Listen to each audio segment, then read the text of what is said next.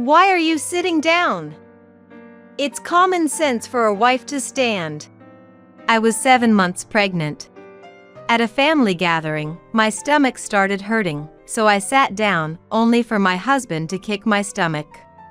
Hey Thomas, what the hell do you think you're doing? Shut up! Besides, it's probably just a girl in there. Brian also changed his tone and called out to Thomas.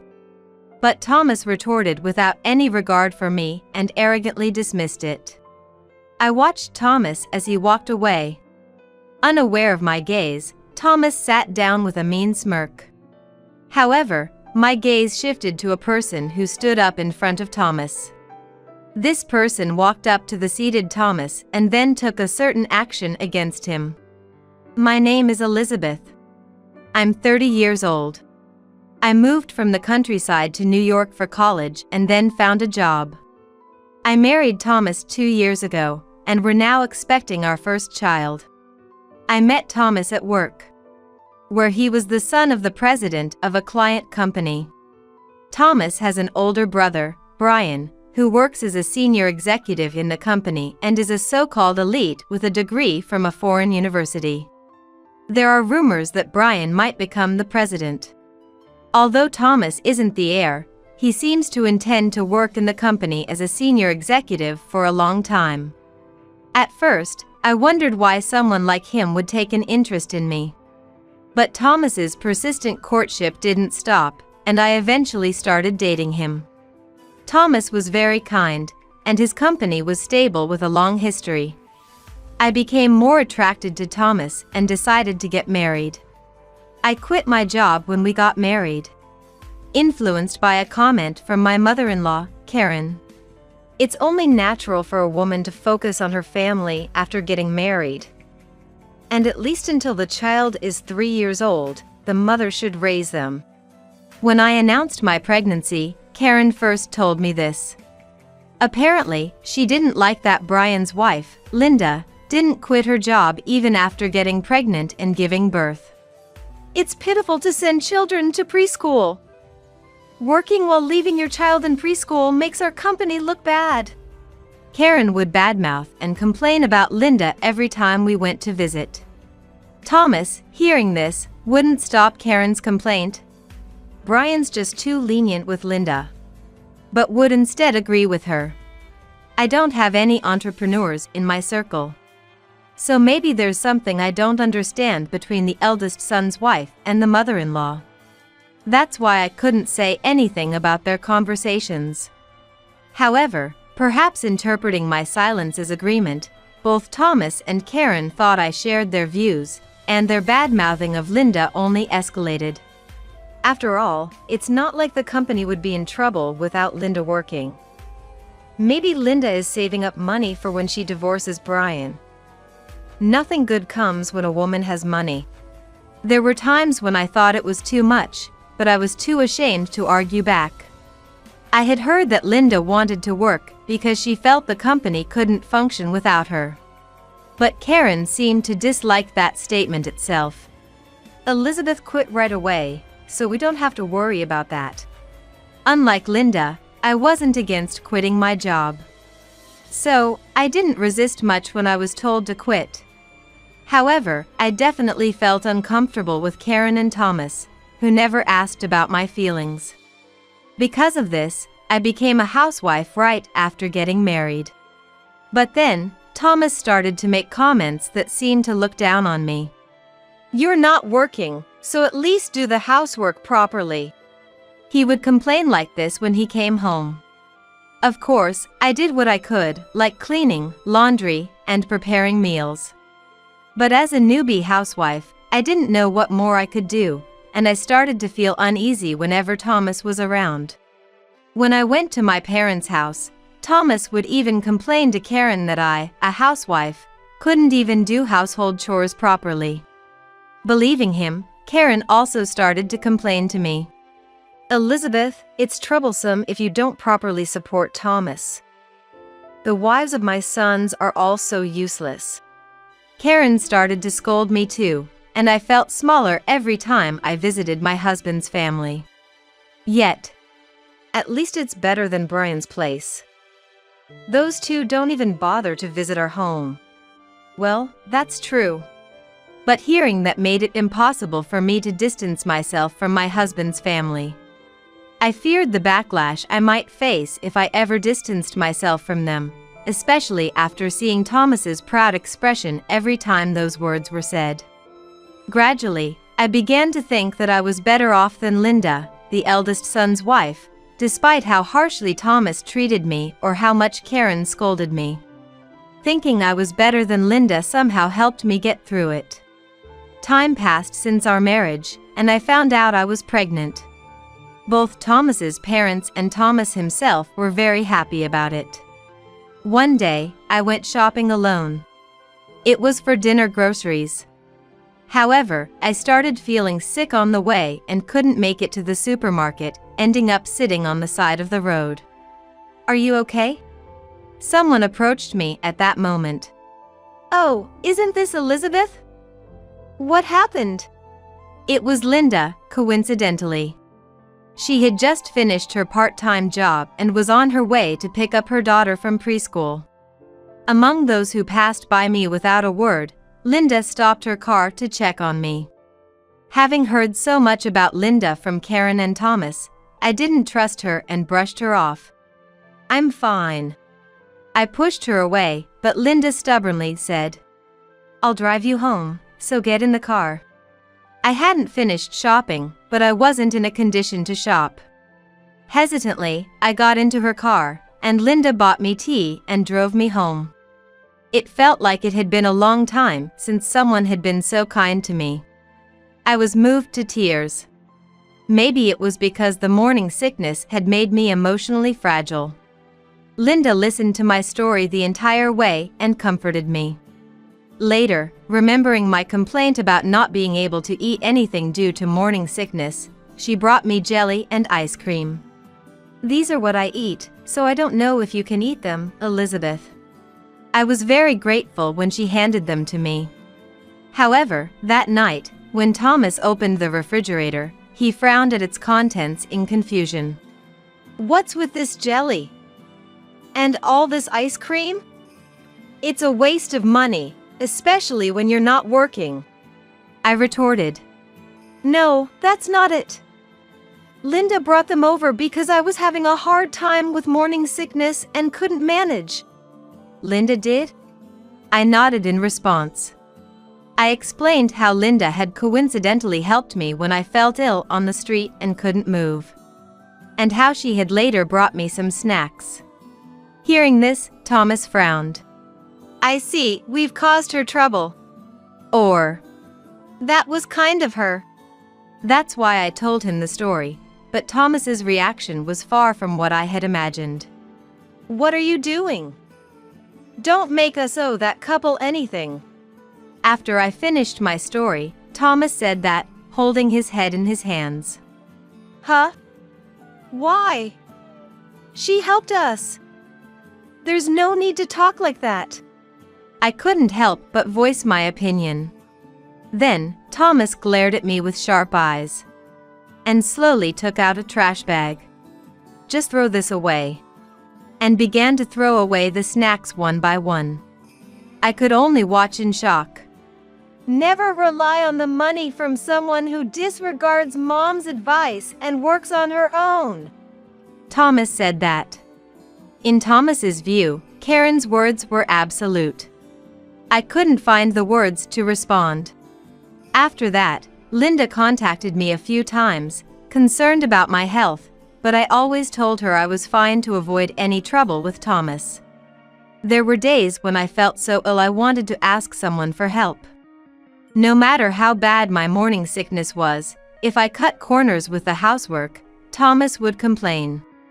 Yet, the one thing I couldn't do was ask Linda for help. Somehow, my morning sickness settled down, and I reached 7 months of pregnancy. At the recent checkup, the baby's growth was on track, and we found out the gender, so we slowly started preparing for the arrival. "It looks like the baby is going to be a girl," I reported to Thomas right away. But he seemed not very interested. Maybe men have a harder time feeling the reality of becoming a parent, and Thomas is probably no exception.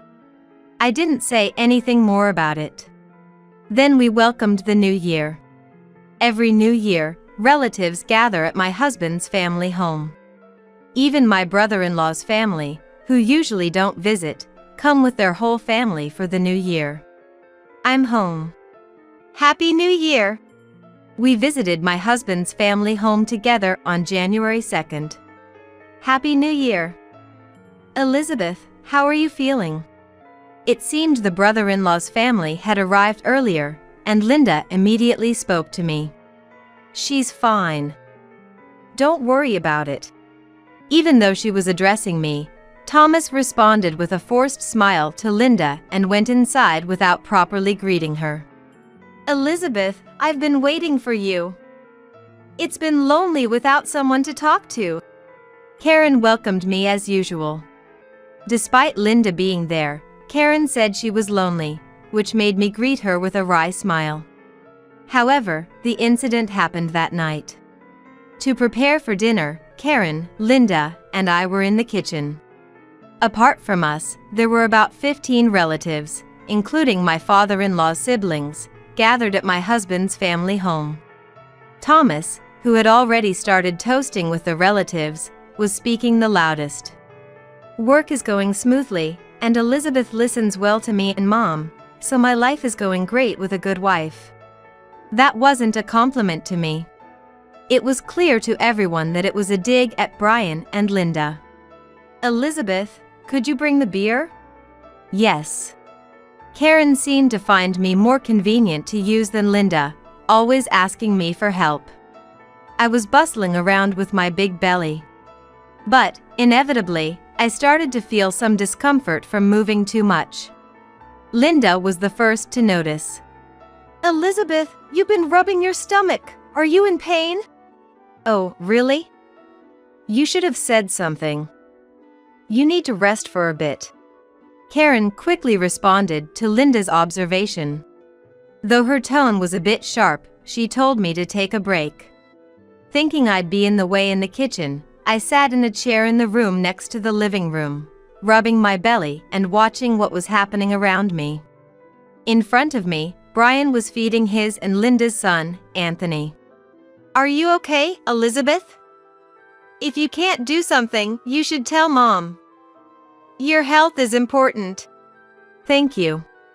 Brian said that to me. And we chatted for a bit. We talked about when Anthony was born and what he likes now.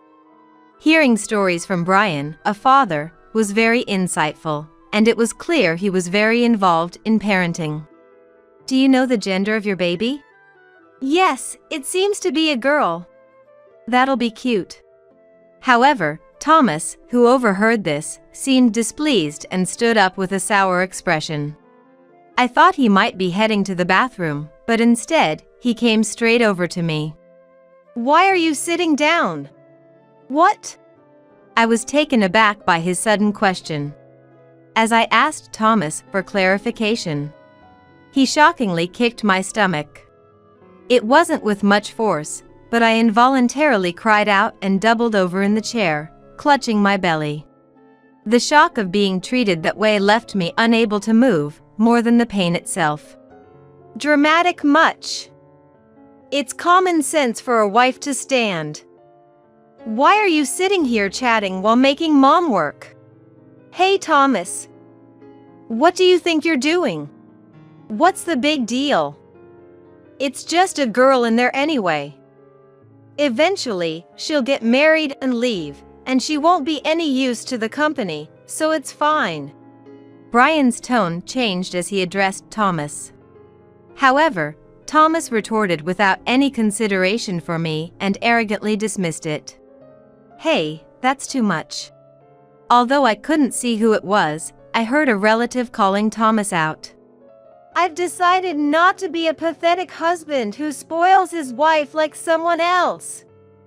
If my wife is being negligent, it's up to me to correct her. Laughing, Thomas said this and then walked away from me. The problem is that Brian can't control Linda. He lets her do whatever she wants. Do you think someone like that can control the company in the future? Dad should think about it. I think I'm more suited to be the president. I'm sure Mom thinks the same. Hearing this, I felt like I finally understood what Thomas was thinking. Thomas's behavior of affirming everything Karen said and acting under her influence was probably to gain her support. The same goes for saying bad things about Brian and others. It seems that Karen was upset about losing the position of president to her eldest son, Brian, so she decided to have Karen tell her father-in-law to make her president.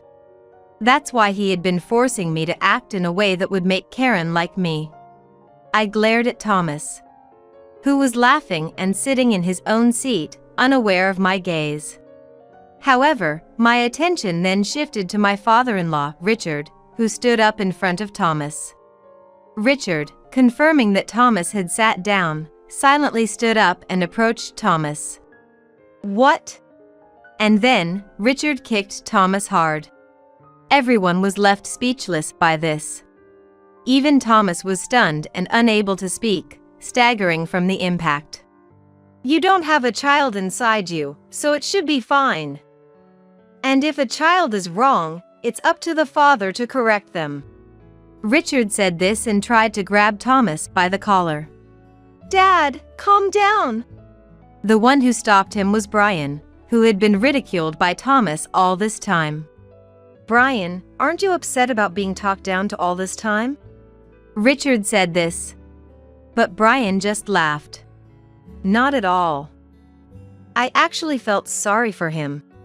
"What?" "Because it's true, right? Obsessing over the title of president to the point where you can't even cherish your family. If you're that desperate to be president, then go ahead, let Thomas do it." Thomas turned beet red at those words. The company and the title of president that he wanted so much. Maybe he felt like he had lost to Brian, who had said something that made him give it away so easily, and maybe he was also embarrassed by being called pitiful. Plus, I believe family should work together and respect each other, not control each other. The same goes for our employees. I want to create a company where employees cooperate and respect each other. Since I'm not good at controlling people, Thomas, who can control things better, should do it. Besides, my family is more important to me. It was clear who was more suited to be president.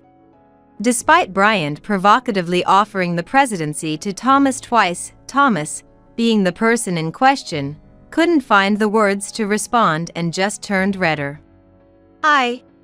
He only opened and closed his mouth without saying anything coherent. "All right, that's enough." Linda was the one who changed the tense atmosphere. "Thank you, Richard, for standing up for Brian." Richard showed a slightly embarrassed expression at her words. And Thomas looked down, even more frustrated.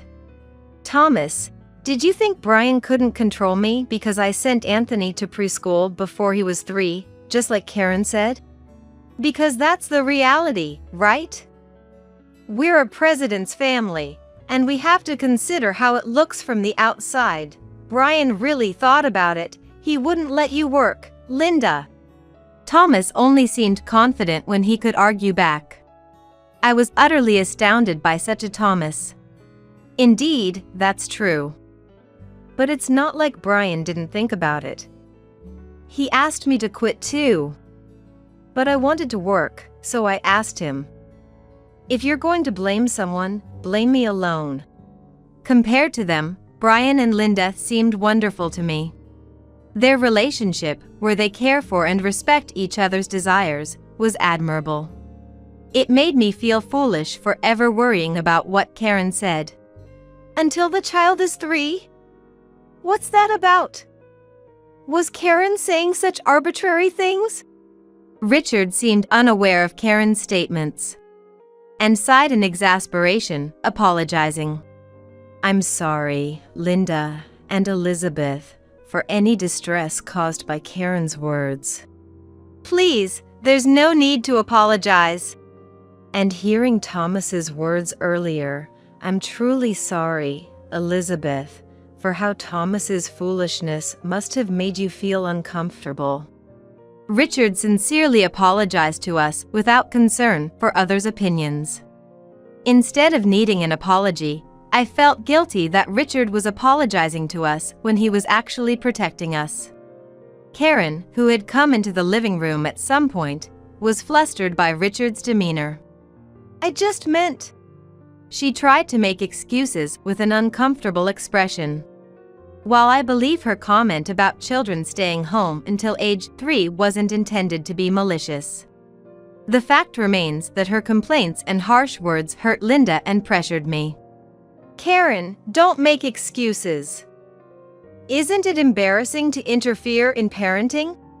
Richard reprimanded Karen, who seemed to finally realize the foolishness and irresponsibility of her words. Linda, we're truly grateful to your family's company. Of course, you're welcome to continue working. We understand that the company can't function without you, so please continue to support us in both business and personal matters. Richard then addressed Linda, which confused everyone. Thomas, Karen, myself, and even the other relatives were puzzled by his words. Dad, remember we agreed not to talk about Linda's family business? Brian said with a laugh, followed by a troubled smile from Linda. What does that mean? I asked Linda, as I'm sure everyone was wondering the same. Linda opened her mouth to meet his expectations. My dad's the president of the company. My marriage to Brian and the company have nothing to do with each other, but it seems Brian only told Richard about it. The room went silent at Linda's words. The company she mentioned was well known in the area, much larger than Richard's and also a business partner. Linda's father, the president, was busy and disliked public appearances, so no one knew his face. Karen and Thomas had met him as Linda's father but had no idea he was the president. Linda worked as an executive director in her family's company. The revelation shocked Thomas and Karen, who had been disparaging Linda's work. The two of them have been making fun of Linda, who works there. They probably never expected her to be the daughter of the president of a company that their company is indebted to. They were at a loss for words, unable to even formulate an apology. However, it's clear after today's events that I cannot entrust the company to Thomas. Thomas finally received a definitive statement from his father-in-law. I understand you care about the company and its dealings, but a company is its employees. Someone who can't cherish their family can't possibly cherish their employees. Thomas, pale-faced, pleaded for forgiveness with a deep apology. You're right, Dad. I was wrong. Please give me another chance. Despite Thomas's desperation, Richard raised his voice again. You're apologizing to the wrong person. At those words, Thomas, shaking, stood up and staggered towards me. I instinctively covered my belly, fearing he might do something again. Seeing this, Thomas seemed hurt and began to cry, kneeling down. Elizabeth, I'm sorry. The baby must have been hurt too. I'm so sorry. Thomas broke down in tears, appearing to truly regret his actions. Behind him, Karen also muttered, Linda, I'm sorry. I said terrible things to you. Linda, hearing this, smiled and dismissed it. You should be apologizing to Elizabeth. She's been under a lot of pressure listening to my complaints. And the baby in her belly must have heard all of Grandma's words too. Karen, taken aback by Linda's words, apologized to me. Elizabeth, I'm sorry. Both seemed genuinely remorseful, and Linda and I shared a smile. However, Richard was not satisfied with their apologies. Karen and Thomas, get out. I don't want to see your faces today. He then had Karen and Thomas leave the room. After they left awkwardly, a relative spoke up. "Come on, Elizabeth and Linda, let's eat together." "Yes, let's eat." "Yes." And so, surrounded by everyone, Linda and I enjoyed a pleasant meal. For the first time visiting my husband's family home, I spent an enjoyable evening. Richard's anger didn't subside for a while, and Thomas was eventually banned from the house. His dream of becoming the president vanished, and though he remained at the company, there was no sign of advancement from his position as a regular employee. Perhaps because of this, Thomas no longer talked incessantly about the company. When I, unable to forgive him for kicking my stomach, suggested divorce, he offered a deep apology and promised never to drink alcohol again. I proposed a separation, but Thomas, with nowhere else to go, ended up staying at the company, managing with delivery meals and showering at a gym. This lifestyle seemed to take its toll, as Thomas lost a considerable amount of weight within a month. However, he continued to work daily and kept in touch with me. "Do you need anything? How's your health?" Gradually, I began to open up to Thomas again. Feeling pity for him, I told him he could return home, and upon his return, Thomas apologized once more. He seemed like a changed person, not only refraining from complaining about housework, but also taking the initiative to do it. "You rest, Elizabeth." Now, with my growing belly, he even takes care of the more strenuous cleaning tasks for me. Richard, seeing this change, has allowed Thomas to visit the family home again when he has time. Karen has also become much quieter, no longer speaking ill of Linda. "I want to work hard for my family now, rather than just for the company." Thomas now often expresses such sentiments. Although I can never fully forgive him for kicking my stomach, I believe people can change. With the current Thomas, I feel confident we can happily welcome our baby.